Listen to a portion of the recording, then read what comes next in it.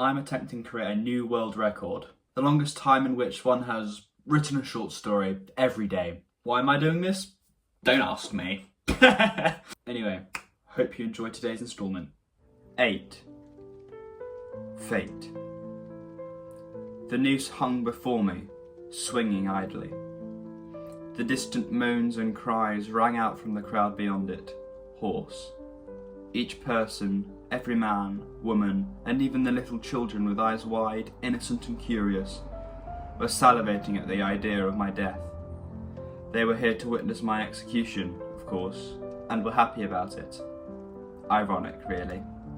You'd think this time would be better spent mourning the person I'd supposedly killed, the black magic I'd supposedly conjured. I hadn't killed, nor was I a witch. Believe me when I say that. The soldiers dragged me, numb as a stiff leg, towards the rope. I wondered, briefly, whether there was anything I could do after that point. What possible scenario could allow for me to survive this?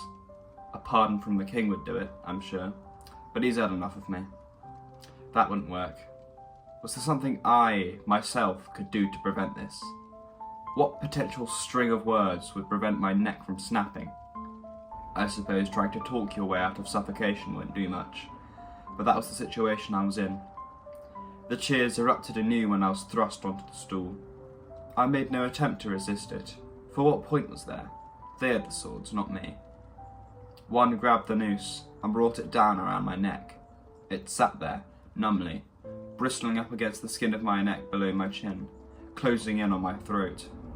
A spinning feeling overtook me, my mind reeling at the sudden realization that this was the end. That soon they would kick the stool out beneath me without warning. I'd plummet, and then it would be over. I'd never breathe again. I'd never laugh again. I'd never drink again. I'd never eat again. I'd never be able to make my own choices, go where I wanted to go, live how I wanted to live, because life would have been ripped away from me. I swallowed, and nausea followed the saliva's path down the back of my throat. I looked down, vertigo teasing at my peripheries. The crowd's faces were grotesque in that moment.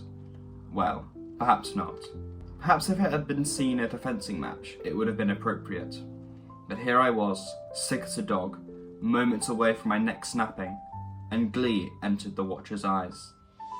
I wondered if this was how prisoners felt when they were sentenced. I found myself sympathising for those recusants and outlaws in society, whether they were innocent or guilty, because no matter what they did or said to try and escape their punishments, even if they changed, spun their life around, dedicated themselves to service of the king from the very core of their souls, it wouldn't matter. They'd still suffer. That's the jurisdiction justice has.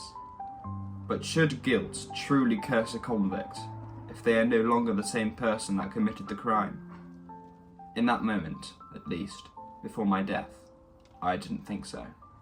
It was a difficult thought to articulate, but with this fate looming before me, and my past pushing me forwards with a dagger at my back, my present was utterly helpless. Yes, there was nothing I could do. Nothing at all. The noose tightened around my neck, setting firmer in place. Fate sure is a cruel thing when dictated by the angry hearts of men.